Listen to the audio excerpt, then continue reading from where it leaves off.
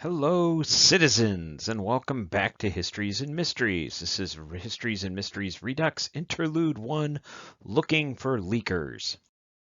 What is Histories and Mysteries Redux? These are classes that I've taught before during the Histories and Mysteries series at the church, and I'm reconfiguring a little bit and putting them out online here. These are different than the Christ to Constantine presentation that I first provided online. That's a very dense and long capture of an entire 8-week set of classes. This is a little more palatable, a little more fluffy, a little less dense. This particular class that we're talking about today is an interlude class. It is a specific discussion on Noah's Ark, and it was first presented as a senior high Sunday school class and then presented again during Histories and Mysteries of Genesis. So let's pretend it's Sunday morning. Grab your caffeinated beverage of choice. Pretend it's Woody's Fair Trade blend. That's Pretty Good Joe. Take a seat in the back of the classroom in good Presbyterian fashion. Look to the whiteboard for the terrible dumb joke. It's on the left side there. There it is at the bottom. Ooh, that one's really bad. Okay, for our passage today, Matthew 24, verses 38 through 39. For as in those days before the flood, they were eating and drinking, marrying and giving in marriage, until that day Noah entered the ark, and they did not understand until the flood came and took them all away. So will the coming of the Son of Man be. Our dreaded agenda for the day. We're going to be doing the opening prayer, and then we're going to charge right into our presentation, Looking for Leakers, the Hunt for Noah's Ark. So, the opening prayer, if you know it, say it with me. Dear Lord, even though Bill is teaching us, may we please learn something of value. Amen. There will be geology. I'm sorry, but that's just the way it is. You cannot have a discussion of Noah's Ark without having a discussion of geology. It's unavoidable. Okay, here we go. Looking for leakers, the search for Noah's Ark. No, Indy, not that ark. Noah's Ark. The Ark of the Covenant is filled with the 10 Commandments and the wrath of God. Noah's Ark is filled with, well, okay, poop. This is what we're going to be talking about today. Potential locations for Noah's Ark, the construction of Noah's Ark. Why do people actually care so much about Noah's Ark? Noah's Ark and creationism and Noah's pet dinosaurs? Where is Noah's Ark? Well, according to Genesis chapter 8, verses 3 through 4, the water receded steadily from the earth, and at the end of the 150 days the water had gone down, and on the 17th day of the 7th month the ark came to rest on the mountains of Ararat. Mount Ararat actually exists. It's a large stratovolcano in the Armenian Kurdish regions of Turkey, very close to Iran and Iraq. It's that red triangle there on the far side of Anatolia or Turkey. And here's a picture. Mount Ararat, a large stratovolcano, constructed of a combination of lava flows and ash deposits stacked up on top of each other, forming a nice cone with a crater at the top. A typical stratovolcano is found throughout the world. And here it is from space. Yep, we're looking down at Mount Ararat here from space, and we see here the cone. Oh, look, I can actually draw a picture there. There's the cone. Here's a couple parasitic craters. Ooh, these look like landslides right here. The engineering geologist in me is getting all, a flutter. This is good stuff. All right, moving on. So, is this Mount Ararat the correct Mount Ararat? Is this the right place? Well, everybody seems to think so.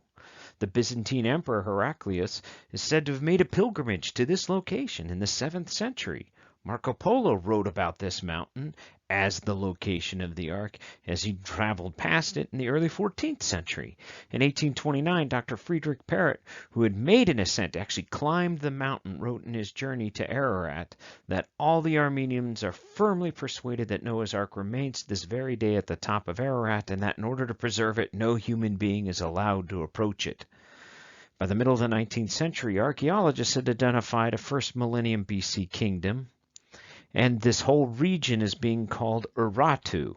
And as a result, this whole area, and especially this mountain, has been the focus of Ark searches ever since. So, we've had many attempts to find the Ark on Mount Ararat. In 1876, James Bryce, a historian, statesman, diplomat, all-round polymath, however, professor of civil law at Oxford, climbed above the tree line and he found a slab of hand-hewn timber. It was only 4 feet long and 5 inches thick, and he identified this as part of the Ark, brought it home, showed it off. Other European explorers conducted various expeditions throughout the 1800s. And in 1883, the British Prophetic Messenger, one of many numerous religious newspapers, and others reported that Turkish commissioners investigating avalanches that had occurred on Mount Ararat had seen the Ark in the distance. But then all of the expeditions stopped. Why did they stop? Well, it's minor things, just little tiny issues like, well, the First World War and the Armenian genocide, followed by Hitler and that whole World War II thing, which was then followed by the Cold War, where Soviet-Western tensions resulted in travel restrictions throughout the entire area. As a result, very few people would travel in this part of the world. And lately, Turkey's been really nervous about folks traveling in this part of the world because of Kurdish unrest. So there are 2 current sites in modern times that are considered the best candidates for the Ark's location. One is entrapped in the glaciers on Mount Ararat summit. The second is, and I'm going to butcher this every time, the Dura Pinar site. I think I got it right. So first, to the summit, the Ararat Anomaly, a dark patch in the snow of Mount Ararat. This was first identified by the United States Air Force during a recon aerial photograph. They were flying over the area, shooting reconnaissance photographs, probably spying on the Russians. Who knows? The photographs were classified. And here's a declassified image, one of those 1949 photographs, and it shows an anomaly. A dark patch in the snow right here. And here it is again, from a different angle. This anomaly, this structure that appears to be captured, entangled in the glaciers and the snows up near the summit of Mount Ararat. In 1989, whatever it was covered in ice when folks went back to photograph the same location. You just couldn't see it again. Here's another image, again, an aerial image. This is, again, kind of from a space image from a satellite, showing this kind of ridge or structure outlined.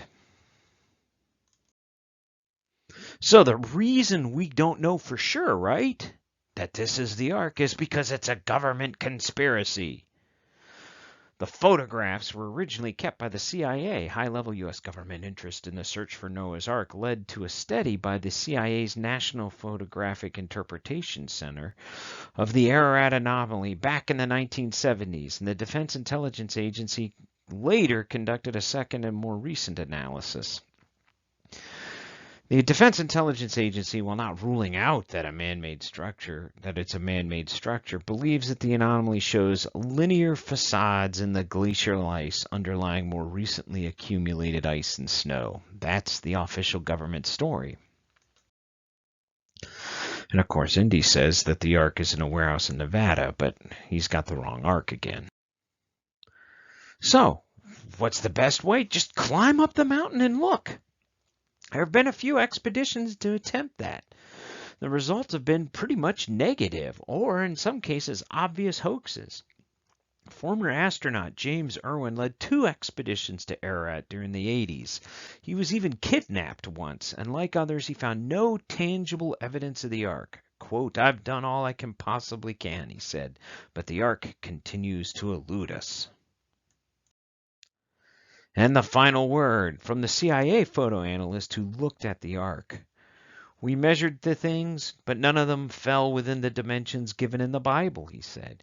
If you didn't have the biblical dimensions in cubits, you could pick up those pictures and say they look a bit like a ship, but when you measure it, it doesn't come out right. At no time did we say we saw an ark. So let's go to our second site, the Durapinar site, which is located south of Mount Ararat. The Turks, the Turkish government, put a sign up pointing to this site, so it must be it, right? If the government can't be wrong. So what is it? Well, Life magazine says this is it. They're one of the first to publish it. You can see an aerial photograph here showing a boat-like structure looking down at the Durapinar site. And there's plenty of other people on the web who claim that this is the location of Noah's Ark. So what is it? The Durapinar site, named after a Turkish army officer who first identified the site in a 1940s aerial photographs. And no, I really don't know how to pronounce his name. What is it? It's a boat-shaped feature in the landscape near Mount Ararat. I mean, there's no other way to say it. You look at it from up above and it looks like a boat. What's more, those who've gone to the site claim they found fossilized wood and iron. Well, the fossilized wood has no real tree rings, but that's explained because pre-flood trees wouldn't have tree rings due to the lack of seasons before the flood. Did I just say that? The iron, geologists looking at the iron found there would claim it is limonite or iron concretions. It's a naturally occurring form of iron that takes odd, bizarre shapes as iron fluid containing iron fills up pore spaces. It often occurs in volcanic areas. So you got hot, bubbly lava. The lava leads void spaces from bubbles and stuff along that line. Hot water flowing through the rocks, and the cracks in the rock fill up those void spaces with iron deposits in the form of limonite. So geologists would claim it's geologic. This is a geologic structure. It's a syncline, a bowl-type structure where the rock scoops down and then comes back up again.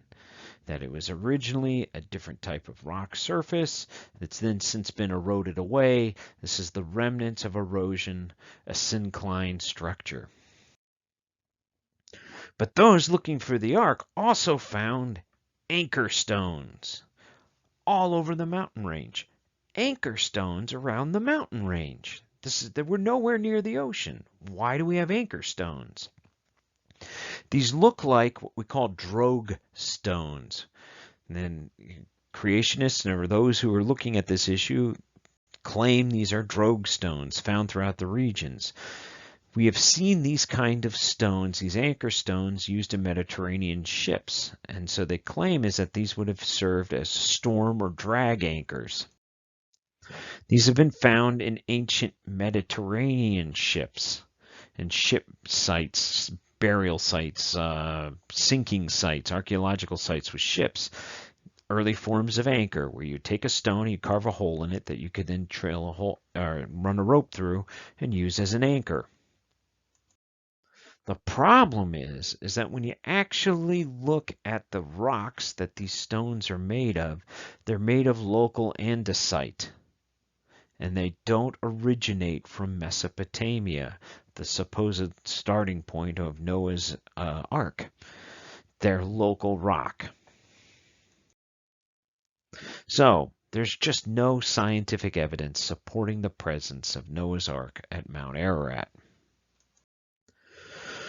What about the Ark itself?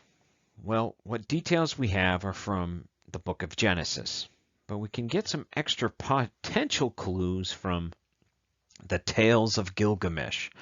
The Tales of Gilgamesh are an ancient myth cycle about a mythological king, or maybe even a real historical king named Gilgamesh. They're written in cuneiform texts on clay tablets found in archives of cities in Mesopotamia. It's an Akkadian myth, and it likely dates all the way back to the times of the first civilization, the Sumerians. And in it, it describes a big world flood event as well. So how big was the ark? Well, if you use the traditional measurement of cubits, the ark was 450 feet long, 76 feet wide, and 45 feet tall. How long did it take to build the ark? Well, Noah took 120 years to build the ark, but he only worked, well, about 81 years. And the other years, well, I don't know, took the time off, fixed his mistakes. Okay, how many animals were on the ark? Well, to make this work, folks who argue for this say, well, there's no way that the ark could have held all of the species. There's more than 50,000 species on the planet. But examples of each genera could have made it in the ark. That's what they argue, at least. And then some argue that maybe even dinosaurs.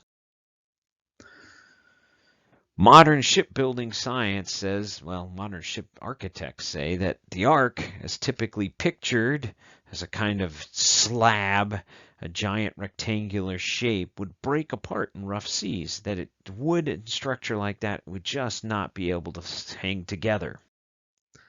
On the other hand, the Chinese successfully built wooden ships at the same scale as the ark and successfully sailed them around the Indian Ocean, giant treasure ships where they collected vast amounts of treasure to haul back to the empire. Okay, between 1405 and 1433 is when these treasure ships did circle. They bring back like giraffes and wild animals back to the emperor. It's unlikely, though, that such a ship could have been built with Bronze Age technology. And even if it was built to that size, it certainly could not have held all the genera of the Earth. There's even more than 50,000 genera. So why is it so important to people that we start finding evidence of Noah's Ark? And that's because if you're a creationist, you're looking for evidence to prove the creationist story. And the flood is the only way to even hope to reconcile creationism and what we see in the geologic record. In other words, we find fossils, fossil shells of sea creatures above the ground in the mountains. And these only way to explain them in a creationist mind point is to say, well, they were put there by the flood. And so you need to prove that there's Noah's Ark in order to prove there was a flood, to prove an explanation for fossils that is separate from the explanation that geologists like myself would give. So finding the Ark would essentially prove or provide significant evidence for creationism. But where do dinosaurs fit in? There are creationists who actually believe that dinosaurs survived the flood, that when the Bible says, take all animals, they took all the animals, including dinosaurs. Others say, well, no, the flood explains how dinosaurs became extinct.